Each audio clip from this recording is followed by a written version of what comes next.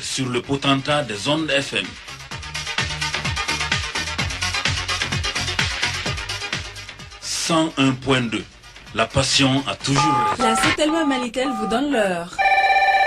Il est 7 heures. Le sport, les infos, la musique, l'actualité, le tout amusé et servi à chaud pour vous sur Radio Clédou.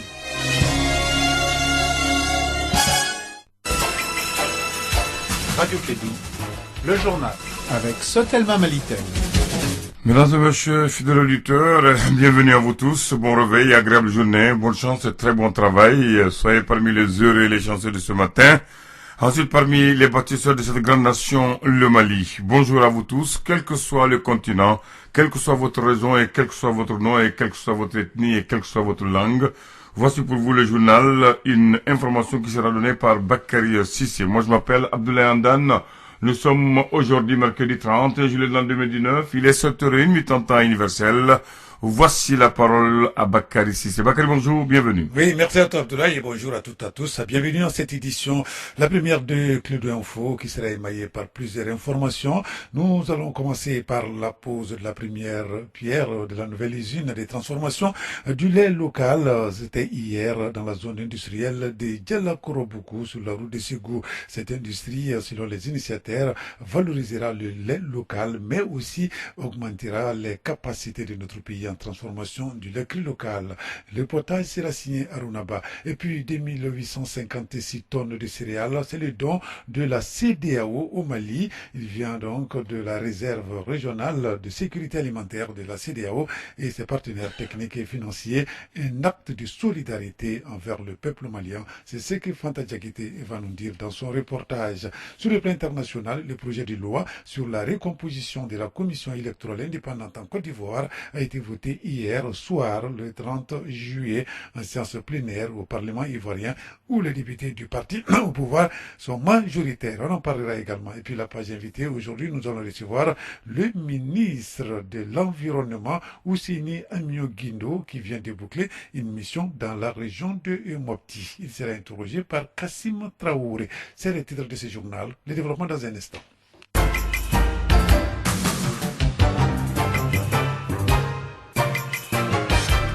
Voilà, c'est le dernier jour du mois de juillet, le 31, bien sûr. Bienvenue dans cette édition. Donc, la première des Clédou Info. Aujourd'hui, nous sommes le mercredi. Je le disais dans les titres, la CEDEAO apporte sa solidarité au peuple malien pour faire face à l'insécurité alimentaire. Le gouvernement du Mali reçoit à sa demande 2856 tonnes de céréales. Ces dons viennent de la réserve régionale de sécurité alimentaire de la CEDEAO et ses partenaires techniques et financiers. La cérémonie de remise officielle a eu lieu hier mardi à l'Office des produits agricoles du Mali. Les points avec Fanta Diakité.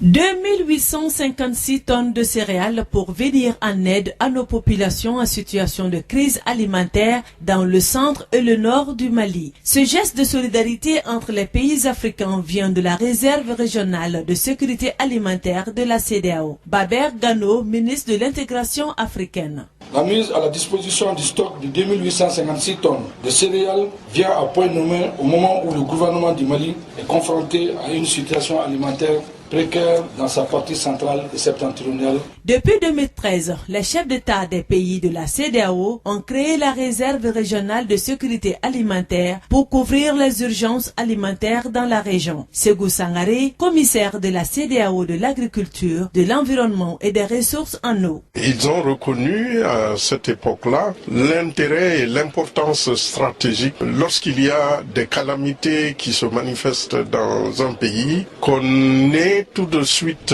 des capacités d'apporter des réponses immédiates aux problèmes qui se passent sans toujours attendre des assistances qui nous viennent de l'extérieur. Ce don des céréales vient à point nommé car notre pays a un besoin de 16 500 tonnes pour son plan de réponse 2019, dont 8 000 ont déjà été distribués aux populations vulnérables. Kassoum Denon, ministre commissaire à la sécurité alimentaire du Mali au PAM. Ces 2 000 tonnes que nous allons recevoir, nous allons l'ajouter au plan de réponse national pour couvrir entièrement les besoins des populations du Mali par rapport à la situation de soudure qui est imminente actuellement, grâce à l'effort de la CEDEAO et grâce à l'effort du gouvernement du Mali. Le ministre commissaire se dit comblé de ce geste qui vient s'ajouter aux 12 000 tonnes déjà disponibles à l'Office des produits agricoles du Mali, OPAM. Au nom du président de la République, nous sommes très heureux de recevoir ces dons.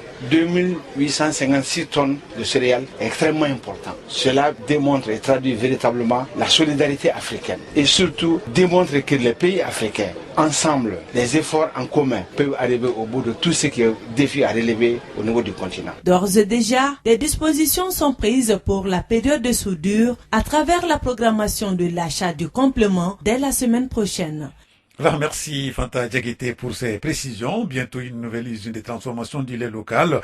Le Premier ministre, Dr Boubou Cissé, et la ministre de l'Élevage et de la Pêche ont conjointement posé la première pierre du joyau. C'était hier mardi dans la zone industrielle de Dialakroboko sur la route de Ségou. Cette nouvelle industrie vise à valoriser le lait local, mais aussi à augmenter les capacités du Mali en transformation du lait cru local. Reportage Arunaba. Cette nouvelle industrie laitière prévoit une transformation de 5 000 à 10 000 litres de lait par jour. Les coopératives des professionnels de la filière lait regroupées au sein de la société coopérative avec un conseil d'administration profilé sont heureux de ces projets qui doivent créer une bonne dynamique locale de la filière pour le bonheur de l'ensemble de la chaîne. Sanoussi Bouyassila, porte-parole des professionnels de la filière lait.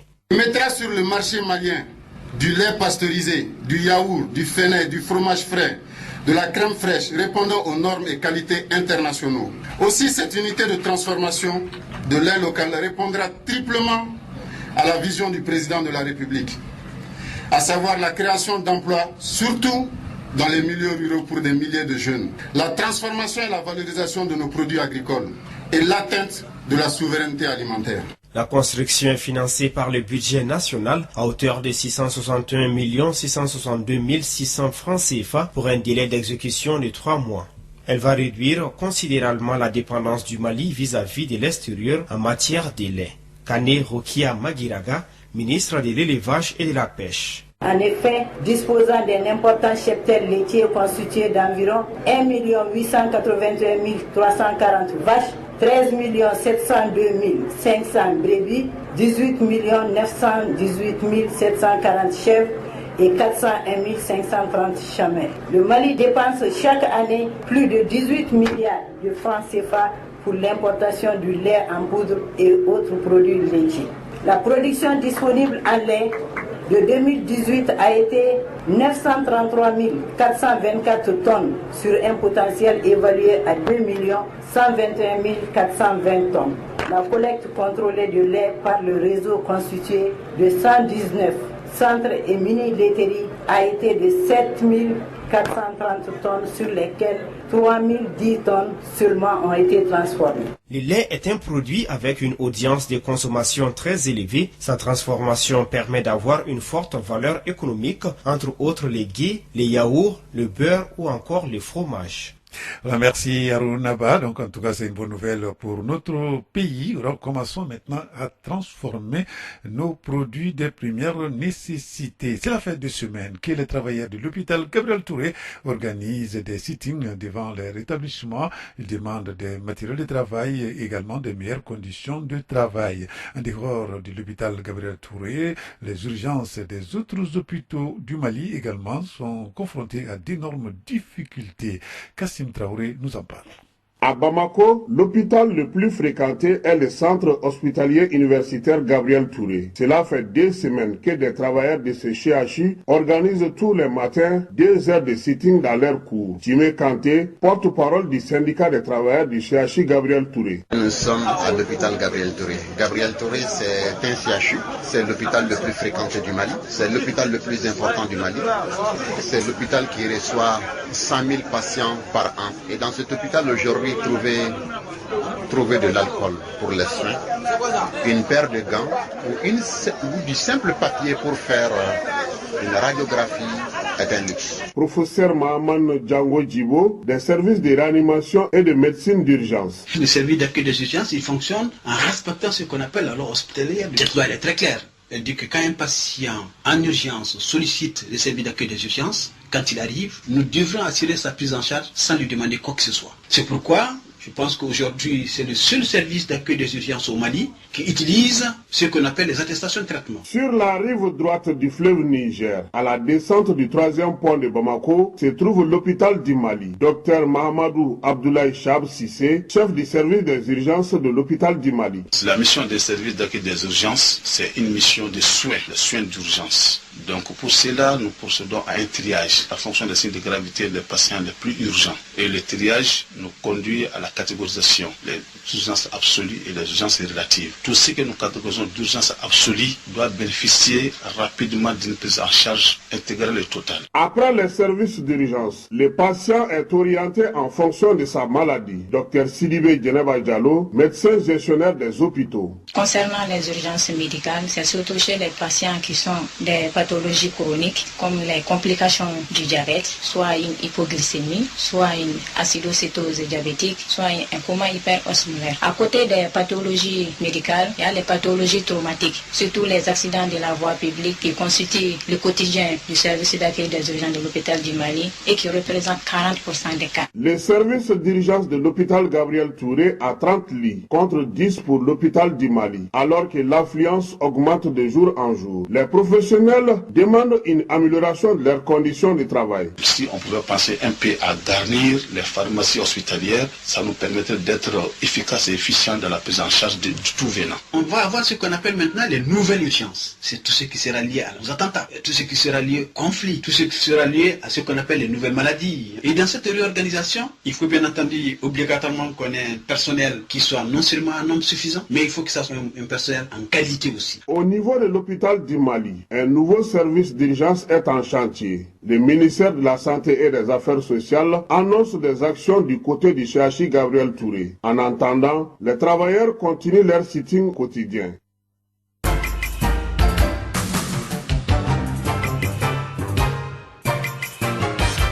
Il est exactement 7 heures passées de 12 minutes dans notre studio. L'actualité internationale va nous conduire en Côte d'Ivoire. Le projet de loi sur la recomposition de la Commission électorale indépendante TCI a été voté hier soir 30 juillet en séance plénière au Parlement ivoirien où les députés du parti au pouvoir sont majoritaires. Les commissions passeront de 17 à 15. Les partis présidentiels et l'opposition auront chacun 3 représentants et il y aura également 6 représentants de la société civile, un de la magistrature, un représentant du président de la République et enfin un représentant du ministère de l'Intérieur. Les représentants de l'État et de la coalition RHDP au pouvoir n'occuperont donc plus que 5 sièges contre la moitié auparavant. Pour le gouvernement, la mission a été accomplie. À ce sujet, cette recomposition répond bien sûr aux exigences de la Cour africaine des droits de l'homme et des peuples qui avait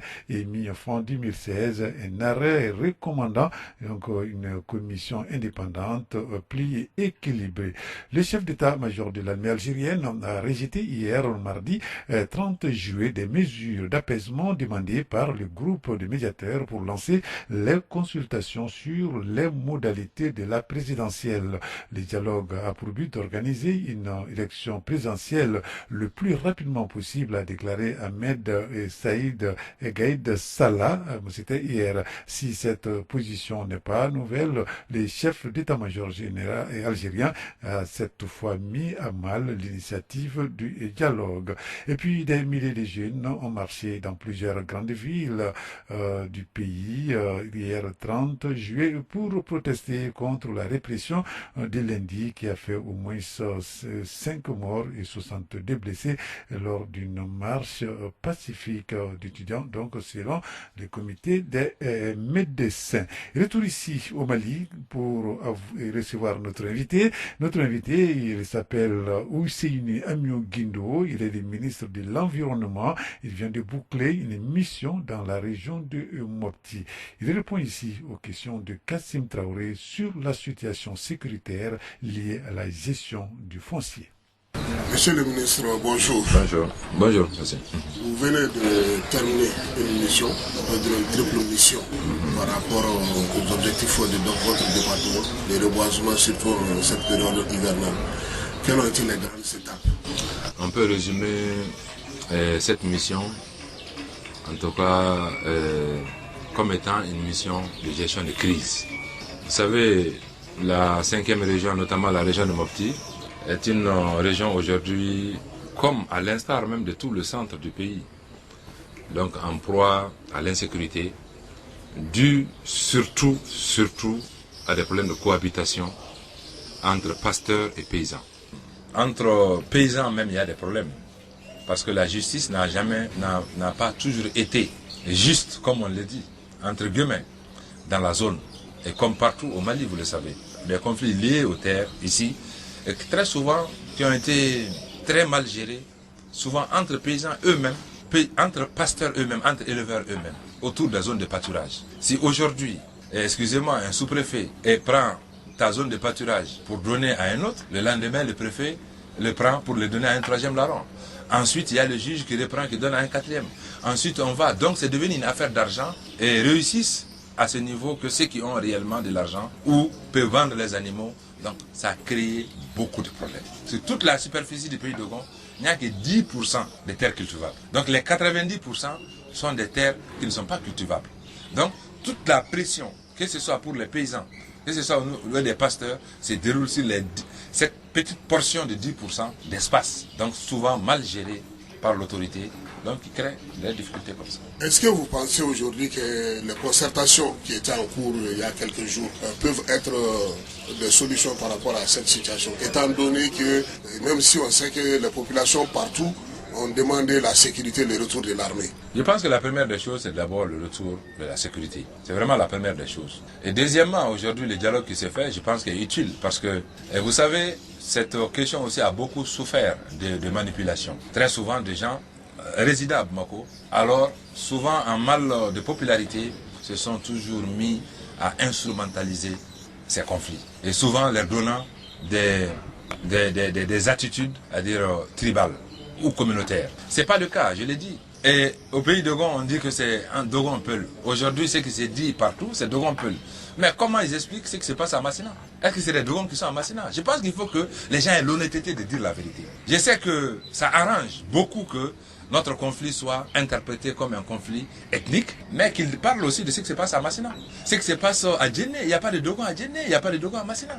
Il n'y a pas de Dogon à Menaka, ça se passe là-bas. La même chose se passe à Gao, ce n'est pas des Dogons qui sont là-bas. Donc honnêtement, on peut réduire ça non seulement à une faiblesse de l'État, mais aussi à la pression autour des ressources naturelles qui se raréfient. C'est un problème lié surtout aux ressources, à la gestion des ressources naturelles et aussi à la faiblesse chronique de l'État dans cette zone. Vous êtes aussi membre du cadre mis en place par le Premier ministre suite à sa mission, dont les 2 points focaux sont Babaliva et Sédou Nantoumé. Comment vous allez intégrer Dana Amassaghou dans ce système? Y aura-t-il un DDR spécial pour Dana Amassaghou? Aujourd'hui, ramener effectivement les DDR ici, ce n'est pas que il y a Dana Amassaghou, c'est vrai, mais il y a d'autres milices, il y a beaucoup d'autres milices. Donc je pense que c'est une façon de vouloir récupérer ces milices. Donc c'est heureux si c'est fait dans ce sens. Mais personnellement, je n'étais pas pour les DDR dans le centre, parce que tout simplement, partout où on a initié ces choses, il y a eu une multiplication des milices. Chacun voulant, par des voies pareilles, intégrer, comment dirais-je, par des chemins courts, la fonction publique et de l'État. Avez-vous un mot de la fin? Honnêtement, s'il y a un mot de la fin, c'est juste pour appeler chacun à la raison. Que ce soit au niveau civil, que ce soit au niveau des milices, que ce soit au niveau des gouvernants, et qu'on comprenne que tous les jours, c'est des vies humaines qui sont sacrifiées. Tous les jours, c'est l'avenir des jeunes qui est compromis, qui ne parviennent pas à aller à l'école. Et que notre pays, aujourd'hui, risque, en tout cas, de perdre sa plus grande richesse, qui est, en tout cas, sa diversité culturelle. Donc, j'en appelle à chacun, pour que chacun vraiment aille de bon cœur dans cette affaire. Qu'on évite de le manipuler pour un profit immédiat. Il faut qu'on pense aux générations futures. Donc vraiment, c'est un appel que je lance à chacun pour que les gens dépassionnent et qu'on essaye de trouver, en tout cas, la solution, pas pour nous-mêmes, mais pour les générations à venir.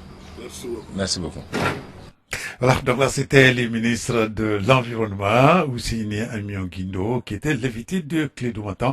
Il répondait aux questions de Kassim Traoré. Vous avez bien entendu donc cette interview. Voilà, c'est un ministre donc de la République même dit que la faiblesse chronique de l'État, voilà, donc l'État vraiment doit se ressaisir.